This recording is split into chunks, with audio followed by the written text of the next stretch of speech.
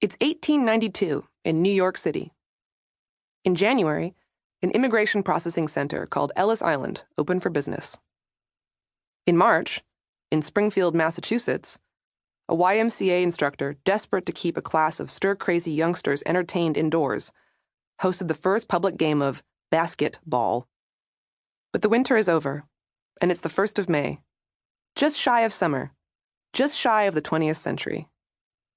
It's before the screen, the mouse, the byte, the pixel, and 100 years before my Dell. But there's a strange notice in the classified pages of the New York Times. "A computer wanted," it says. This ad is the first instance of the word computer in print.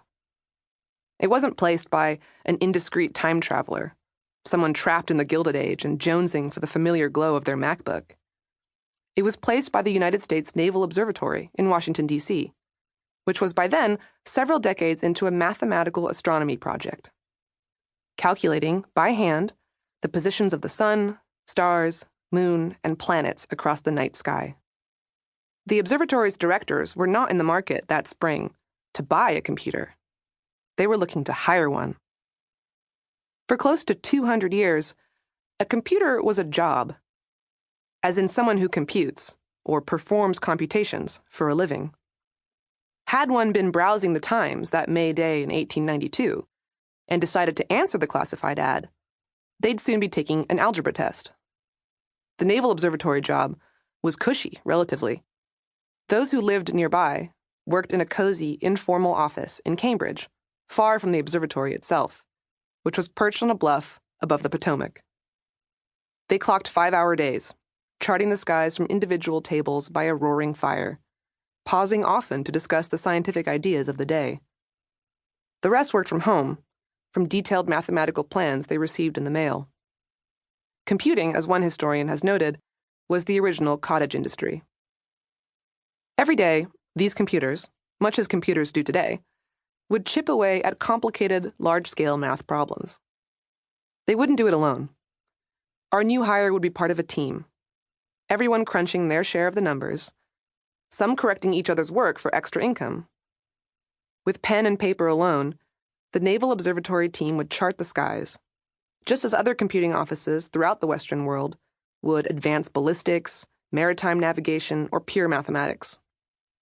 They wouldn't receive much individual credit, but whatever the problem was, they'd have been instrumental in solving it. Computing offices were thinking factories. The 19th century British mathematician, Charles Babbage, whose desire to calculate by steam led to important early developments in mechanical computing, called what the human computing offices of his time did mental labor. He considered it work one did with the brain, just as hammering a nail is work one does with the arm. Indeed, computing was the grunt labor of organized science.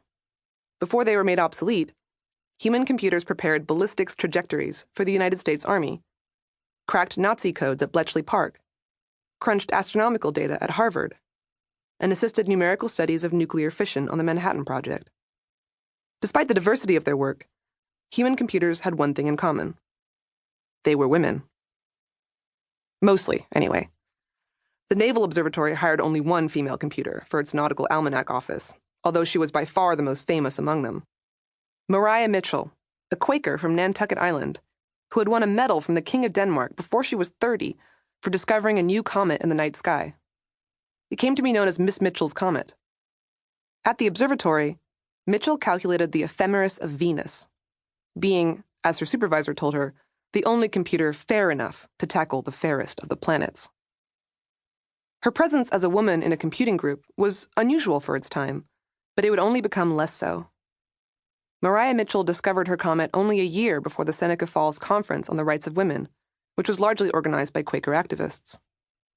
Her church was the sole religious denomination allowing women to preach to its congregations, and Maria's father, an amateur astronomer, lobbied aggressively for her accomplishments to be recognized.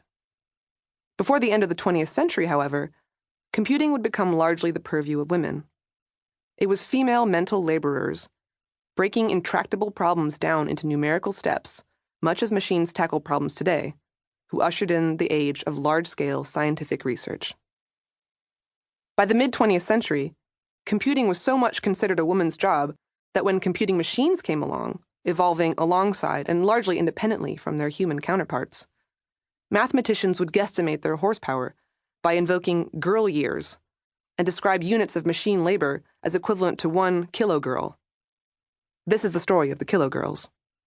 It begins, as the most beautiful patterns do, with a loom.